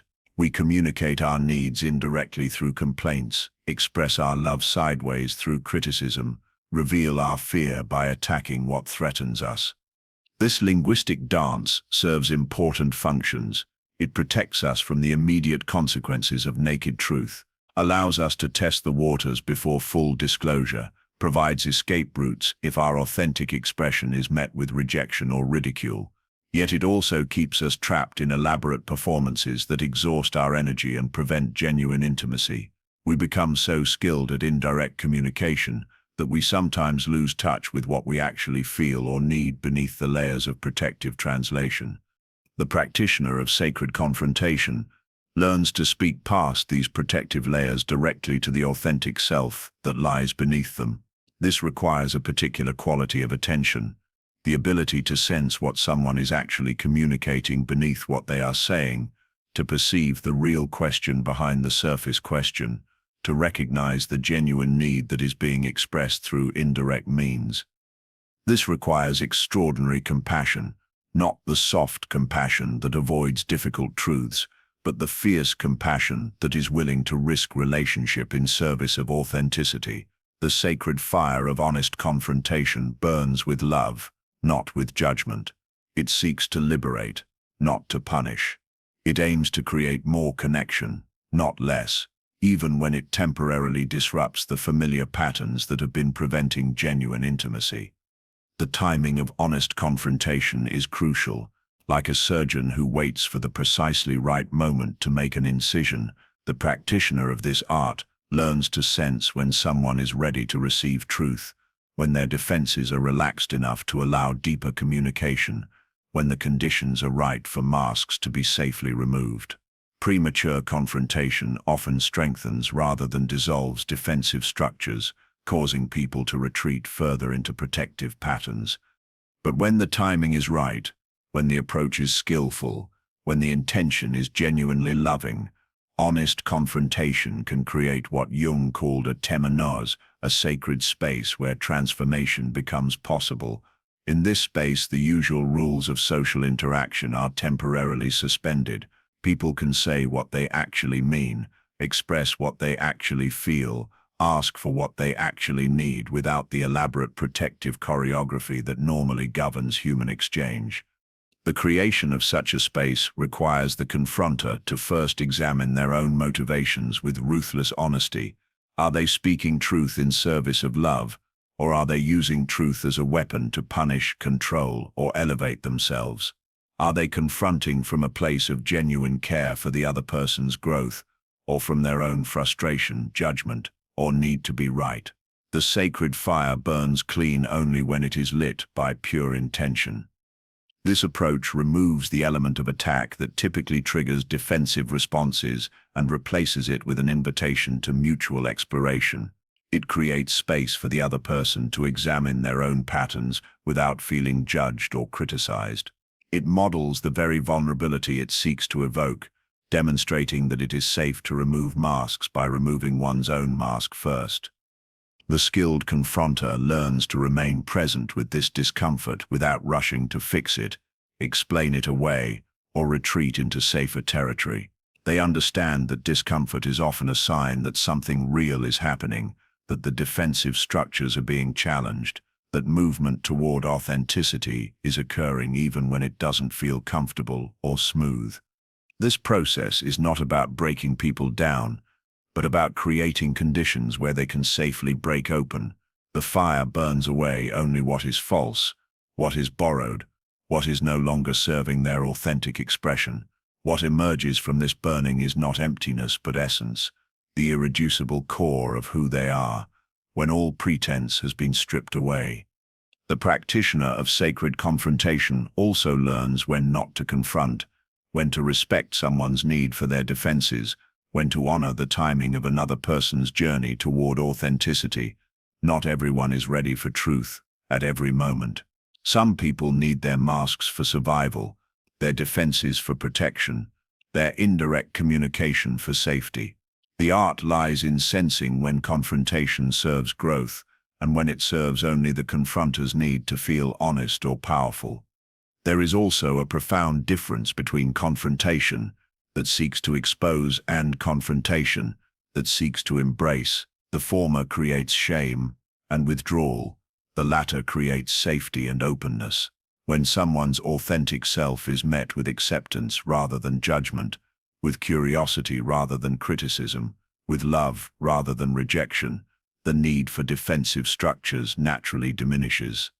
The sacred fire of honest confrontation transforms not only the person being confronted, but also the person doing the confronting. To speak with such directness, such clarity, such freedom from manipulation and agenda requires its own form of courage and authenticity. The confronter must be willing to be disliked, to be wrong, to be vulnerable, to risk the relationship for the possibility of deeper connection. In the crucible of honest confrontation, both people are changed. The one who speaks truth must find the courage to be authentic even when it's uncomfortable. The one who receives truth must find the courage to be seen even when it's frightening. Both must trust that authenticity, however difficult in the moment, serves something larger than immediate comfort or familiar patterns. The fire that burns between them in these moments is not destructive, but creative. It destroys only illusion while creating space for reality. It burns away only what was never truly solid, while revealing what can withstand any flame. In the ashes of dissolved pretense, genuine relationship becomes possible for perhaps the first time. This sacred fire cannot be contained within a single conversation or relationship. Once someone has tasted the freedom of authentic expression, once they have experienced the relief of being truly seen and accepted, once they have felt the power of creating spaces where masks are unnecessary, they carry this fire into all their interactions. The sacred fire of honest confrontation is not a technique to be learned, but a quality of presence to be embodied. In the mystical traditions of alchemy, the ultimate goal was not the elimination of base metals, but their transformation through the sacred marriage of opposites, the union of sun and moon, masculine and feminine, conscious and unconscious, light and dark. This hieros gamos, or holy wedding, creates something unprecedented, a third thing that transcends the limitations of either element alone, while containing the essential qualities of both. Within the landscape of your own becoming, you are called to perform this same sacred marriage, not by choosing between your light and shadow aspects, but by consciously uniting them into a more complete and authentic expression of your total nature. The integration of light and shadow is perhaps the most misunderstood aspect of psychological development. Too often, we approach our shadow material with the secret intention of eventually eliminating it, of becoming so pure, so evolved, so spiritually developed, that we transcend our darker impulses entirely. We imagine enlightenment as a state of perpetual lightness, endless positivity, constant love and compassion, unmarked by the messy realities of human complexity. This approach treats the shadow as a problem to be solved rather than a power to be integrated. But Jung understood that wholeness cannot be achieved through elimination. It can only be realized through integration. Your shadow does not need to be destroyed. It needs to be consciously claimed, skillfully integrated, and wisely expressed. Your rejected qualities do not need to disappear. They need to be transformed from unconscious liabilities into conscious assets, from sources of projection and reaction into wellsprings of creativity and authentic power. Consider your relationship with anger, that primal fire that rises when your boundaries are violated, your values are attacked, or your authentic expression is suppressed. If you learned early that anger was dangerous, unacceptable, or unspiritual, you may have banished this energy to your shadow, where it operates through passive aggression, resentment, or sudden explosive outbursts that surprise even you with their intensity. The goal is not to eliminate anger, but to integrate it consciously, to reclaim its essential energy while learning to express it skillfully. When anger is integrated rather than suppressed, it becomes righteous indignation that can fuel necessary change, healthy aggression that protects what you value, fierce compassion that refuses to enable harmful behavior. The fire that once burned unconsciously through projection onto others now burns consciously in service of your authentic values and boundaries. You no longer need to be triggered by aggressive people because you have integrated your own capacity for aggression and can respond from choice rather than reaction. The same principle applies to every aspect of your shadow. Your hidden selfishness, when integrated, becomes healthy self-care and the ability to prioritize your own needs without guilt. Your disowned manipulation becomes skillful influence in service of positive outcomes. Your rejected weakness becomes authentic vulnerability that creates deeper connections with others. Your denied arrogance becomes genuine confidence that doesn't need to diminish others to feel substantial. This integration process creates what Jung called the transcendent function, a mysterious capacity within the psyche that can hold contradictions without immediately resolving them, that can embrace paradox without demanding logical consistency, that can unite opposites while allowing each to maintain its essential nature. This function emerges not through intellectual understanding, but through lived experience of containing contradictory energies simultaneously. When you integrate your shadow anger with your light compassion, you develop the capacity for fierce love, the kind of love that can say no when necessary, that can confront harmful behavior, that can protect what is precious without becoming cold or hardened. When you integrate your shadow selfishness with your light generosity, you develop sustainable giving that comes from fullness rather than depletion, service that enhances rather than exhausts your vitality. The integration of light and shadow does not create a gray, neutral state where all qualities are blended into indistinction. Instead, it creates a dynamic responsiveness where you can access the full spectrum of human capacity as circumstances require. Sometimes life calls for the warrior's fierce protection. Sometimes it requires the lover's open embrace. Sometimes situations demand the sage's detached wisdom. Sometimes they need the fool's irreverent playfulness. This integration requires a fundamental shift in your relationship to moral judgment. Instead of labeling qualities as inherently good or bad, you learn to evaluate them based on their appropriateness to the current situation and their service to life's deeper purposes. Aggression is not evil when it protects the innocent. Selfishness is not wrong when it prevents martyrdom. Deception is not immoral when it protects privacy or prevents unnecessary harm. The person who has integrated their light and shadow develops what might be called ethical flexibility, not the abandonment of values, but the sophistication to apply values wisely in complex situations. They understand that rigid adherence to abstract principles often serves ego more than life, that true morality requires the wisdom to know when rules serve love and when they obstruct it. The sacred marriage of opposites within your psyche creates space for qualities that cannot exist in a polarized system. True forgiveness, for example, requires the integration of anger and love, the anger that recognizes the reality of harm and the love that chooses to release resentment. False forgiveness, which attempts to bypass anger entirely, often results in spiritual bypassing that serves neither healing nor justice. Similarly, authentic power emerges only when strength and vulnerability are consciously united. Strength without vulnerability becomes hardness, dominance, disconnection from the tender realities of human existence. Vulnerability without strength becomes helplessness, manipulation, inability to protect what matters. But when these apparent opposites are integrated, they create a power that is both fierce and gentle, both protective and open, both substantial and responsive. The integration process requires patience with paradox, comfort with complexity, willingness to live in the tension between opposites without immediately rushing to resolve that tension in favor of familiar patterns.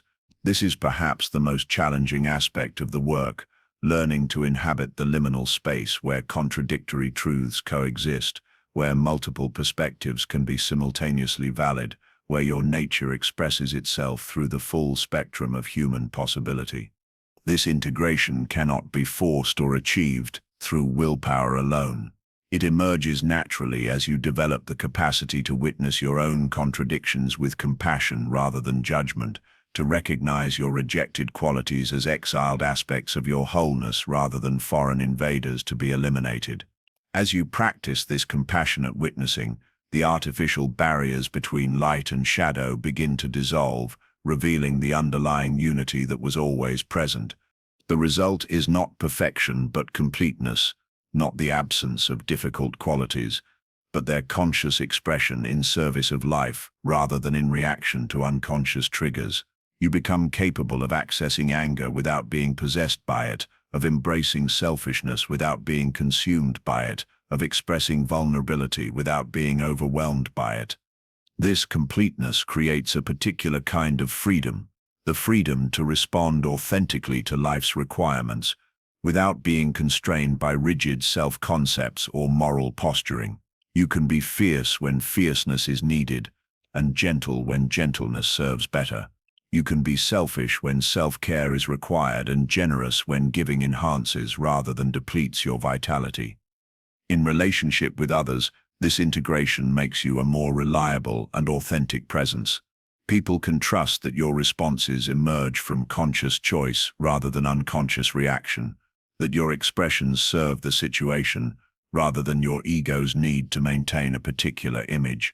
You become capable of meeting others in their own complexity without needing them to be simpler or more consistent than you are. The sacred marriage of light and shadow within your psyche is not a one-time achievement, but an ongoing process that deepens throughout your life. Each new situation offers opportunities to practice holding paradox. Each relationship provides chances to express your full humanity rather than your edited version. Each challenge invites you to respond from your integrated wholeness rather than your fragmented parts. In this ongoing integration, you discover that your authentic self is not a fixed entity, but a dynamic process, not a perfect being, but a complete human, capable of the full range of responses that life's complexity requires. You learn that wholeness includes darkness as well as light, that authenticity encompasses your rejected qualities as well as your celebrated ones, that true spiritual development moves not toward perfection, but toward the conscious embrace of your total human nature. The third thing that emerges from this sacred marriage is something unprecedented in your experience, a way of being that transcends the limitations of either light or shadow alone, while honoring the essential gifts of both.